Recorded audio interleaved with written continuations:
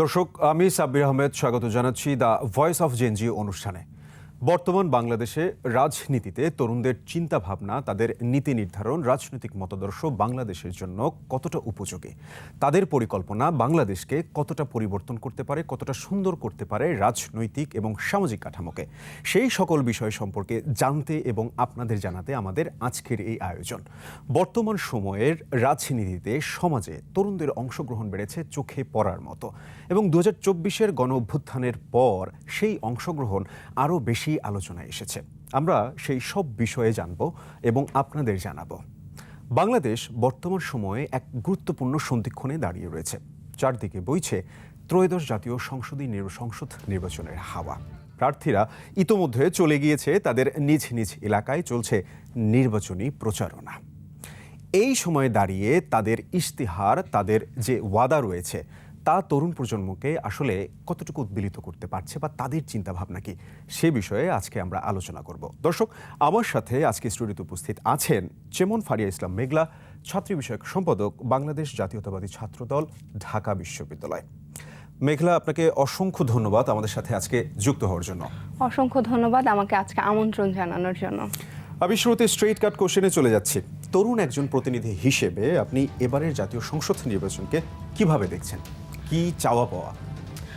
প্রথমত চাওয়া বাংলাদেশকে নিয়ে অনেক বেশি কিছু। বাংলাদেশ দুর্নীতি মুক্ত হবে, চাঁদাবাজ মুক্ত হবে, বাংলাদেশের মানুষ সঠিক চিকিৎসা পাবে, বাংলাদেশে 100% শিক্ষা থাকবে, বাংলাদেশের তরুণ প্রজন্ম যেভাবে চায় বাংলাদেশের তথ্য প্রযুক্তির দিকে এগিয়ে যাবে, এই জিনিসগুলো আসলে বাংলাদেশের জন্য চাই। এখন যদি বলেন আগের যে নির্বাচনগুলো ছিল, 2018 সালের যদি নির্বাচনের কথা ধরি, তখন আসলে আমার প্রথম নির্বাচনটা ছিল, কিন্তু ওটা আসলে নির্বাচন আমি বলতে পারছি না। তো আমার জন্য এটা আমার প্রথম নির্বাচন, এবং এই নির্বাচনকে কেন্দ্র করে আমি চাইবো যে তরুণরা এই নির্বাচনে স্বতঃস্ফূর্তভাবে অংশগ্রহণ করবে এবং দেশ পাল্টানোর একটা যে যাত্রা, আমাদের নতুন বাংলাদেশ গড়ার যে স্বপ্ন, আমাদের সেটা বাস্তবায়িত হবে। মেঘলা, আপনি তো ছাত্রদল তথা বিএনপিকে রিপ্রেজেন্ট করছেন, এবং এই রিপ্রেজেন্টেশনের কথা আসলে ছাত্রদের কাছে প্রথমে যে বিষয়টা আসে আমাদের সকলের মাথায় কম বেশি, ডাকসু সহ অন্যান্য যতগুলো ছাত্র সংসদ নির্বাচন হয়েছে,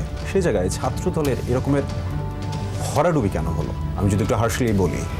প্রথমত আত্মসমালোচনার দিকে আসি। আত্মসমালোচনার দিকে যখন যাই, আমি 2019 থেকে আমার বিশ্ববিদ্যালয়ের যাত্রা শুরু। 2019 থেকে আমি কিন্তু ছাত্রদলের কোনো কার্যক্রমে অংশগ্রহণ করতে পারিনি, অথবা আমাকে দেয়া হয়নি। 2019 সালে যখন বিশ্ববিদ্যালয়ে পদার্পণ করলাম, তখন যখন ছাত্রদল যারা করে তাদের সাথে যোগাযোগ করতে গেলাম, মানসুরা আলমকে আমি দেখতে পেলাম তার হাত পা ভেঙে রাখা হয়েছে। আমি দেখলাম ছাত্রদলের অনেককে শুধুমাত্র ঢাকা বিশ্ববিদ্যালয়ে ক্লাস করতে যাওয়ার জন্য তাকে গ্রেফতার করা হয়েছে, শুধুমাত্র ছাত্রদল ট্যাগটা থাকার কারণে। তো সেখানে এসে ছাত্রদল ডাকসু ইলেকশন যে করেছে, এটা একটা চরম বিস্ময়কর ব্যাপার, কারণ তারা হলে সিট পায়নি। ছাত্রদল করার কারণে তারা যে পরিমাণ সুবিধা, অ্যাগ্রেশন তো আসলে হচ্ছে যারা বর্তমানে বিজয়ী হয়েছেন ডাকসুতে, তারাও তো হয়েছে। আমরা সেরকম প্রমাণ আসলে দেখতে পাই না। আমরা যদি সাদিক কায়েমকে দেখি, তাহলে তাকে আমরা ছাত্রলীগ ট্যাগ হিসেবে দেখি, তাকে আমি পোস্টেড নেতা হিসেবে দেখি। আমি যদি ফরহাদকে বলি, তারও একটা পার্টিকুলার পরিচয় ছিল। এছাড়া যারা এখন ডাকসুতে আছেন, প্রত্যেকের কিন্তু ছাত্রলীগের সাথে একটা ছত্রছায়া থাকতে, এবং তারা এটার ব্যাখ্যা হিসেবে দেখে যে তাদের রাজনৈতিক কর্মকাণ্ডের অংশ হিসেবে। কিন্তু আমরা আসলে সেই জিনিসটা করতে পারিনি। প্রথম আত্মসমালোচনার বিষয় হলো, আমরা আসলে আমাদেরকে শিক্ষার্থীরা চিনতেই পারেনি, দেখার সুযোগটা পায়নি। দ্বিতীয় ব্যাপারটা যদি বলেন, তাহলে আমাদের সময়টা মাত্র 23 দিনের ছিল। এই 23 দিনে আসলে যতটুকু করা সম্ভব আমাদের মনে হয় সেই জায়গাটায় আমরা করতে পারিনি।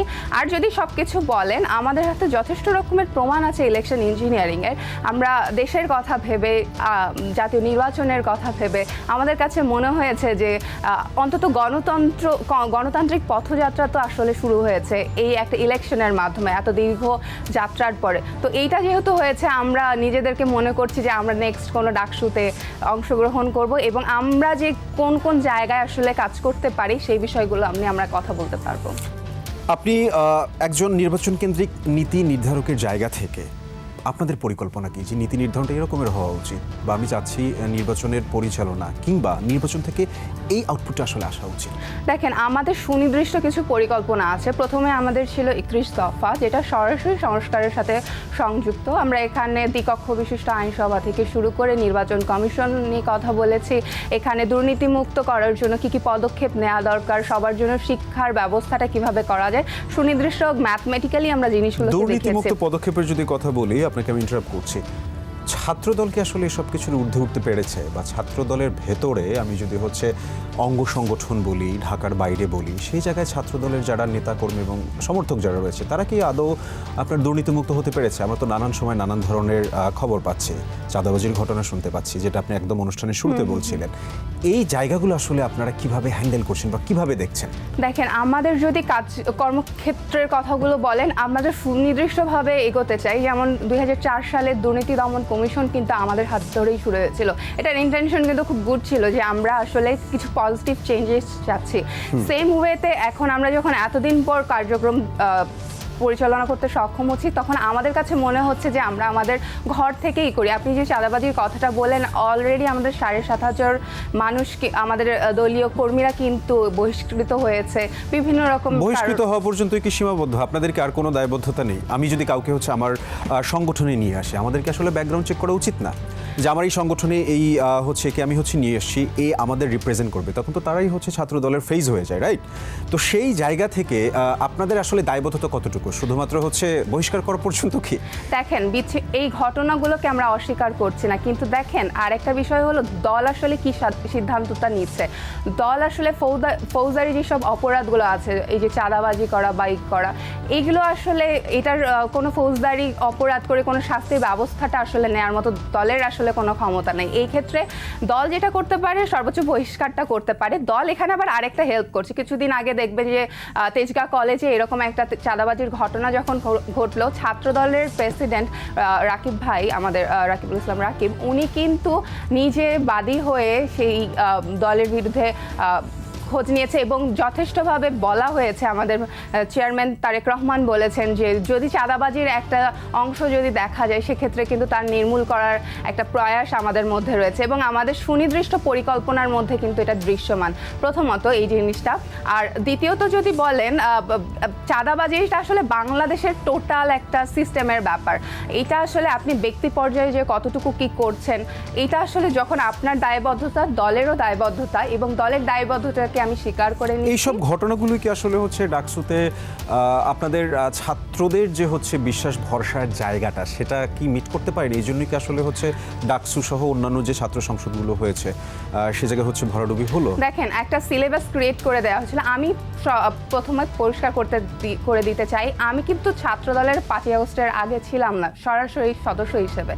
আমাকে কিন্তু কোনোভাবে চাঁদাবাজের তালিকার মধ্যে দেওয়া যায় না, কারণ আমি একদম পুরোপুরি শুধুমাত্র বিশ্ববিদ্যালয়ের শিক্ষার্থী ছিলাম। সেক্ষেত্রে রোকেয়া হলে আমাকে আতিকা বলে ট্যাগ দেওয়া হলো। এইটা এমনভাবে একটা সিলেবাস ক্রিয়েট করা হলো, আওয়ামী লীগ যা করে এসেছে, বিএনপি সেম জিনিসটা করবে। আমরা এই ট্যাগিং এর রাজনীতি আরো অনেক বিষয় নিয়ে আসলে কথা বলবো, কিন্তু তার আগে ছোট্ট একটা বিরতি নিয়ে নিচ্ছি।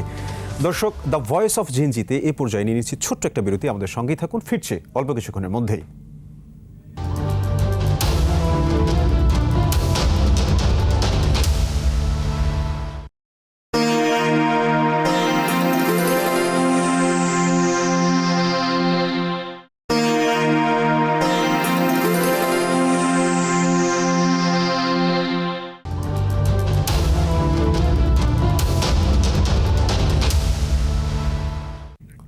দর্শক, আমন্ত্রণ আবারও দ্য ভয়েস অফ জেনজিতে। আমরা সরাসরি চলে যাচ্ছি আমাদের আজকের গেস্টের কাছে। আমরা ব্রেকে যাওয়ার আগে যে বিষয়গুলো নিয়ে আলোচনা করছিলাম, তারই ধারাবাহিকতায় যদি বর্তমান সময়ে বলতে যাই, আমরা হচ্ছে একটা মব কালচারের আপরাইজিং দেখতে পেয়েছি এবং সেটা এখন হচ্ছে একেবারে রন্ধ্রে রন্ধ্রে ছেয়ে গিয়েছে এবং এটা একটা থ্রেট হিসেবে দাঁড়িয়ে গিয়েছে প্রত্যেকের ক্ষেত্রে। ট্যাগিংয়ের রাজনীতি দেখেছি এবং অভ্যুত্থানকালীন সময়ে এবং অন্যান্য সব সময় কিন্তু নারীরা আন্দোলন সব কিছুর অগ্রভাগে ছিল। তখন কিন্তু আপনাদের তাদেরকে এই ট্যাগটা দেওয়া হয় নাই, কে শাহবাগী কে শাহবাগী না। So this is very unfortunate. বর্তমান সময়ে দাঁড়িয়ে এই ট্যাগিংটা দেওয়া হচ্ছে, নারীদেরকে আপনার হচ্ছে একদম পেছনের সারিতে নিয়ে যাওয়া হচ্ছে। অভ্যুত্থানকালীন সময়ে যে ছাত্ররা বা যারা হচ্ছে নেতৃত্ব দিল, সেই নারীরা একে একে হচ্ছে নিজেদের রাজনৈতিক জায়গা থেকে গুটিয়ে ফেললো। আমি যদি একদম ওভারঅল বলি, কোনো একটা মেয়ে ফেসবুকে যদি হচ্ছে কিছু শেয়ার করে, কোনো একটা মতামত শেয়ার করে, কিংবা সে যদি বাঙালিয়ানা পোশাকে নিজেকে প্রকাশ করতে চায়, সেক্ষেত্রেও কিন্তু যথেষ্ট তাকে নেগেটিভ মেন্টালিটিতে, নেগেটিভ কমেন্টসে ভরিয়ে দেওয়া হচ্ছে। এটা আপনার টু সাম এক্সটেন্ট সোসাইটির জন্য একটা ব্যাড ইম্প্যাক্ট। তো সেক্ষেত্রে আপনি একজন ছাত্র প্রতিনিধি, আপনি অবশ্যই তাদের ছাত্রীদের ওয়েলবিং আশা করেন। সেই জায়গা থেকে আপনাদের দল এই জিনিসটা নিয়ে আসলে কতটুকু ভাবছে, বা আপনাদের পার্সোনাল এক্সপেকটেশনের যা কথাও যদি আমি বলতে চাই, এই জিনিসটা আসলে আপনার নির্বাচনের সাথে কিভাবে কানেক্ট করতে যাচ্ছেন? প্রথমত বলে রাখি, নারী শব্দটার সাথেই আমি আর যাব না, আমি হিউম্যান রাইটস নিয়ে কথা বলতে চাই। আমার দল বলছে রেইনবো ন্যাশন নিয়ে। রেইনবো ন্যাশন রিপ্রেজেন্টস নারী, পুরুষ, আপনারা অন্যান্য জেন্ডার যেগুলো আছে, পাহাড়ি সমতলের যে মানুষরা আছে, বিভিন্ন ধর্মের মানুষরা আছে, তারা মানুষ যেহেতু হয়ে জন্মগ্রহণ করেছে, তারা মানুষের সমস্ত অধিকার পেতে তারা বাধ্য। এখন নারীর বিষয়টা যদি ধরেন, তো আমার দল মনে করছে নারীর ক্ষমতায়নটা, নারীর চাকরি ক্ষেত্রে সুযোগটা, এটা সবচেয়ে বেশি ইম্পর্ট্যান্ট। দেখেন, 5 ঘন্টা, আপনাকে আমি একটা এক্সাম্পল ধরি, 5 ঘন্টা যদি আপনার কোনো সহকর্মী আপনার এখানে এসে আপনার সাথে একই সেম বেতনে চাকরি করে, আর আপনি 8 ঘন্টা করেন, তাহলে কিন্তু আপনার কোম্পানি আপনাকে রাখবে না খুব স্বাভাবিকভাবে। তো এইটা এমন একটা জিনিস দাঁড়িয়ে গেল যে আপনাকে আমি ক্ষমতায়নের কথা বলছি, চাকরি ক্ষেত্রে আনার কথা বলছি, কিন্তু আপনাকে আবার আমি চাকরিতে রাখতেও চাচ্ছি না। তাহলে এই ক্ষেত্রে কি হবে? বাংলাদেশের প্রেক্ষাপটে এখন সিঙ্গেল প্যারেন্টসের সংখ্যা অনেক বেশি। ধরেন কোনো ওয়াইফের হাজব্যান্ড মারা গেলেন, কোনো মেয়ে সিঙ্গেলভাবে তার লাইফটাকে চালাতে চাইলেন, তাদের ক্ষেত্রে কি হবে? তারা কি জাস্ট মারা যাবে? এই ক্ষেত্রে যখন বলতে চাই, এটা নারীর ক্ষেত্রে আমি বলছি না। আপনাদের প্ল্যান কি? আমি বলতে চাই ওভারঅল সাইবার বুলিং থেকে। সাইবার বুলিং এর ক্ষেত্রে আমার দল মনে করছে সাইবার সিকিউরিটি যে একটা আছে সেটা নিয়ে কাজ করার কথা তারা বলছে। নারীর ক্ষমতায়নের জন্য তারা মনে করছে, আমরা 1 লাখ সেবা কর্মীর কথা বলছি মেডিকেল সেক্টরে, সেখানে তারা 80% মতো নারী কর্মী নিয়োগ দিতে চাচ্ছেন। তারা হলো গ্রাম্য চিকিৎসক হিসেবে থাকবে, তারা কাজ করবে গর্ভবতী নারীদের কি অবস্থা আছে, প্রেসার চেক করার ক্ষেত্রে কি করতে হবে, মানে এই ওভারঅল যে জিনিসটা বুঝতে পারছি, যদি হচ্ছে আপনাদের দল, আপনার যে দলের প্রতিনিধিত্ব করেন, তারা যদি হচ্ছে ক্ষমতায় আসে, তাহলে নারীদের ক্ষমতায়ন এবং তাদের হচ্ছে সাইবার বুলিং থেকে শুরু করে সবকিছুতে একটা সুরক্ষা মিলবে। আমি যদি এখন এই পর্যায়ে এসে, যেহেতু আমাদের আর মাত্র 11 দিন পরে নির্বাচন, এই নির্বাচনে আপনি কি দেখছেন? বিএনপির কি অবস্থান? বিএনপি কোথায় যাচ্ছে? এবং তারেক রহমান দেশে আসলো, দেশে আসার পর দারুণ একটা গণজোয়ার বইল, ওভারঅল সব দলেরই বইছে, কিন্তু তারেক রহমানের কাছ থেকে মানুষজন expectation all of a sudden খুব বেড়ে গিয়েছে। সেই এক্সপেকটেশন সে কতটুকু মিট করতে পারবে, প্রথমত। দ্বিতীয়ত, এই নির্বাচনে জয়ী হলে আমরা গতানুগতিক যে রাজনীতি দেখতে পেয়েছি, সেই রাজনীতি হবে কিনা। এবং লাস্ট যে জিনিসটা জানতে চাইব, যেহেতু আমাদের হাতে সময় কম, গণভোটের পক্ষে আপনারা আসলে কীভাবে কাজ করছেন? প্রথম থেকে আসি, আমার দল আসলে কি কি কাজ করতে চাচ্ছে। দেখেন, প্রথম জায়গাটায় যদি আমি কথা বলি, আমার দল মনে করছে নারীর ক্ষমতা নিয়ে কাজ করা যেতে পারে। তারপর আমি যেহেতু মাঠ পর্যায়ে কাজ করছি, তখন দেখছি যে মানুষের আসলে কোন কোন প্রবলেমগুলো আছে। যেমন 42% আমরা সুইং ভোটারের কথা বলছি, সেই ক্ষেত্রে আমরা নারীদের একটা বড় অংশ এখানে আছে। তো নারীদের জন্য আমরা কি কাজ করছি? যেমন গার্মেন্টস সেক্টরের উদ্ভাবনটা কিন্তু প্রথম আমাদের হাত ধরেই এসছে। সেই সময়ও কিন্তু আমাদেরকে কথা শুনতে হয়েছে যে এই সেক্টরটাকে আমরা উন্নত করতে পারবো না, বা মেয়েদের অবৈতনিক যে শিক্ষাটা, এটা বেগম খালেদা জিয়া কিন্তু তার হাত ধরে এসছে। সেম ওয়েতে আমরা ফ্যামিলি কার্ডের কথা বলছি, হেলথ কার্ডের কথা বলছি। মানুষজন অনেক নেগেটিভ কথা বলছে। দেখেন, এটা যখন বেগম খালেদা জিয়া অবৈতনিক শিক্ষার কথা বলেছিলেন, তখনও বলেছিল যে এটা বাস্তবায়িত হবে না, কিন্তু এখন আমরা দেখছি যে ঢাকা বিশ্ববিদ্যালয় সহ যতগুলো বিশ্ববিদ্যালয় আছে, সব ডিপার্টমেন্টের ফার্স্ট যে হয় সে গার্লই হয়। তো এই জিনিসগুলো এখনো বলা হচ্ছে ফ্যামিলি কার্ড বাস্তবায়ন হবে না, বা কৃষক কার্ড হবে না। এটা বাস্তবায়িত হবে কি হবে না, এটা পরের বিষয়। এটা পার্লামেন্ট আছে, সেখানে বসে কথা বলা যেতে পারে, আপনার বাজেট পাস হবে, সেটা নিয়ে কথা বলা যেতে পারে। কিন্তু আমরা ইনিশিয়েটিভগুলো নিয়েছি এবং টু দি পাই আমরা বলছি এই সেক্টর থেকে আমরা এই বাজেটটা পাচ্ছি, এই বাজেটটা দিয়ে আমরা এই কাজগুলো করতে যাচ্ছি। দেখেন, বাংলাদেশে অলমোস্ট 150+ উন্নয়নমূলক কাজ হয় এবং এনজিওগুলো আছে, সেগুলোকে যদি আমরা একটা সেক্টরে নিয়ে আসতে পারি, তাহলে দুর্নীতির বিষয়টা কমে যায়। আশা করতে পারছি এই জিনিসটা হবে, আপনারা বলছেন ইনশাআল্লাহ এটা অবশ্যই হবে, এবং আমরা এটাতে প্রতিজ্ঞাবদ্ধ। আমরা যেরকম আগে অবৈতনিক শিক্ষা, যদি না হলো সেক্ষেত্রে আপনাদের কি প্ল্যান হবে সে বিষয়েও জানবো, কিন্তু তার আগে একটা ছোট্ট বিরতি নিয়ে আসছে। দর্শক, দ্য ভয়েস অফ জেনজিতে আবার নিয়ে নিচ্ছি ছোট্ট একটা বিরতি। আমাদের সঙ্গেই থাকুন, ফিরছি অল্প কিছুক্ষণের মধ্যেই।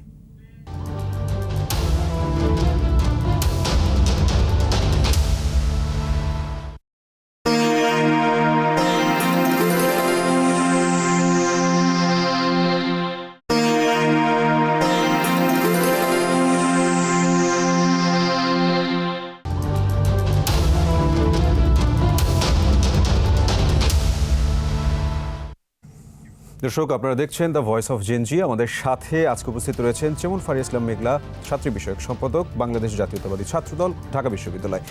মেঘলা, বিরতিতে যাওয়ার আগে যে বিষয়টা নিয়ে কথা হচ্ছিল, প্রত্যেকটা রাজনৈতিক দলই ছাত্র সংগঠনই আসলে অনেক ধরনের ওয়াদা করে থাকে, অনেক ধরনের স্বপ্ন দেখে, কিন্তু শেষমেশ গিয়ে ছাত্ররা কিংবা দেশ পুরোটা পায় না, বা পেলেও খুব সিকে ভাগ পায়।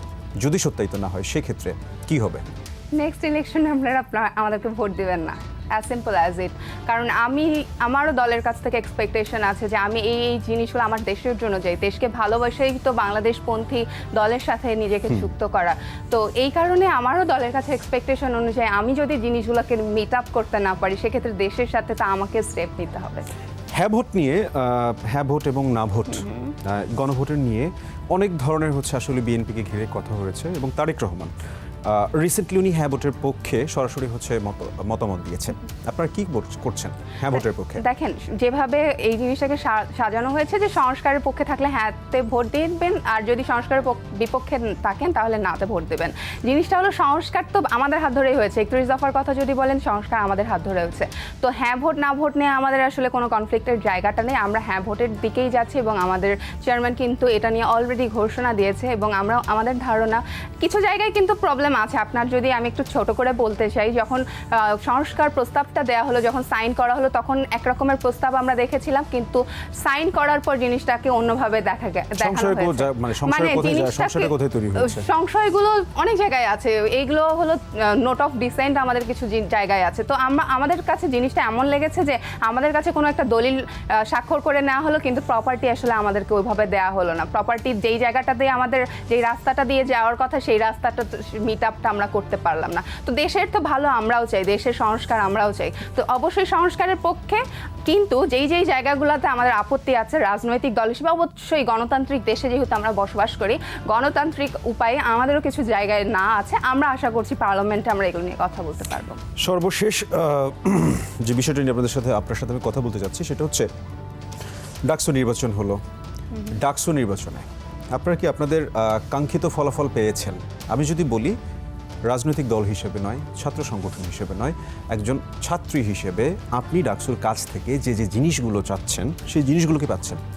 প্রথমেই আমি বলতে চাই, মুক্তিযুদ্ধকে ধারণ করে কিনা আমি এটা দেখতে পাইনি। 16 ডিসেম্বর একটা চলে গেছে, 16 ডিসেম্বর রিলেটেড কোনো প্রোগ্রাম আমি পাইনি। মুক্তিযোদ্ধাদের কেন এত আসলে অভ্যুত্থান পরবর্তী সময় আমরা এই মুক্তিযুদ্ধ নিয়ে অনেক ধরনের আলোচনা শুনতে পাচ্ছি, একটা মীমাংসিত বিষয় নিয়ে মুক্তিযোদ্ধাদের অনেক অপমানজনক অনেক কথাবার্তা আমরা শুনতে পেরেছি, তাই তো? অনেকে বুঝে বলুক আর না বুঝে বলুক, এগুলো কেন হচ্ছে? আপনি যদি 24কে বলতে চান যে 24 ছাড়া বাংলাদেশ সম্ভব না, তাহলে আপনি 71 ছাড়া বাংলাদেশের যাত্রাটাই সম্ভব না।